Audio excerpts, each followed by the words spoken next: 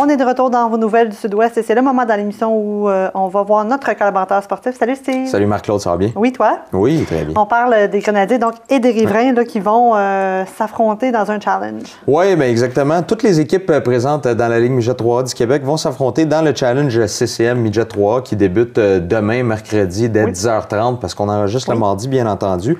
Et puis, il y a les 15 équipes présentes dans la Ligue de Midget 3A du Québec. Et puis, pour la première année, on est rendu à 24 équipes. Il y a 9 équipes invitées. Donc, il y en a 7 à travers le Canada, le reste du Canada. Il y en a une des États-Unis. Et on a formé une équipe toute étoile, Midget Espoir, qui va participer au tournoi. Donc, malgré le fait que c'est un niveau un petit peu plus bas, c'est les meilleurs joueurs de la Ligue qui vont se mesurer au Midget 3A. Ça donne une bonne comparaison aussi. C'est toujours intéressant dans le développement des joueurs. Les Grenadiers qui vont entamer ce tournoi dès 12h45 contre les Vikings de Saint-Eustache.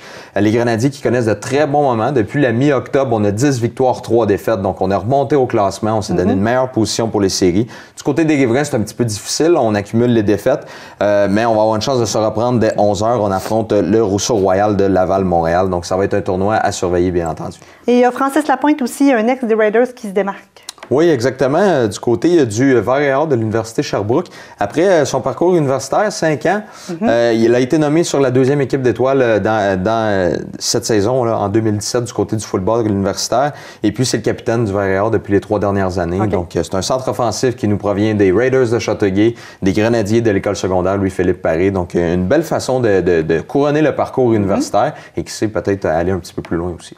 Voilà. Et tu parles d'aller loin, donc on va faire un lien avec notre prochain sujet parce qu'on s'en va en France. Il y a 2 ex-joueurs des Braves qui ont parti une agence pour faciliter la venue là, de joueurs en sol français. Oui, exactement, en sol français, en sol européen. Guillaume McSween et Marc-Olivier Cardinal, 2 anciens des Braves de Valleyfield et qui ont aussi, ils ont terminé leur parcours junior l'année dernière avec les Braves de Valleyfield et ils ont aussi porté les couleurs de certaines équipes dans la Ligue junior majeure du Québec.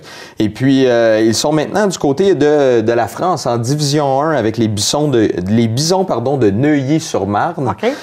Et puis, avec un de leurs amis, une de leurs connaissances, Axel Rioux de Saint-Hubert, ils ont décidé de former une agence qui va faciliter le transfert de continent vers l'Europe pour les joueurs qui ne peuvent peut-être pas percer ici ou ont peut-être pas la chance de percer ici.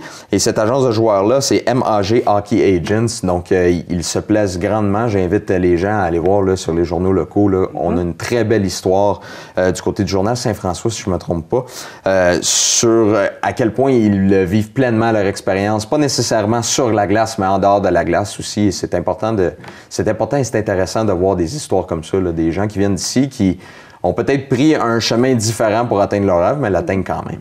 Oui, c'est intéressant aussi parce que quand on est nouveau joueur, des fois, puis qu'on s'en va en France, on connaît rien, fait qu'on est un peu insécure, là, au moins. Là, on établit des bases, une entreprise, une agence créée par des Québécois qui vont comprendre absolument et vraiment le parcours. Le parcours, oui, puis le chemin à prendre pour se rendre jusque-là.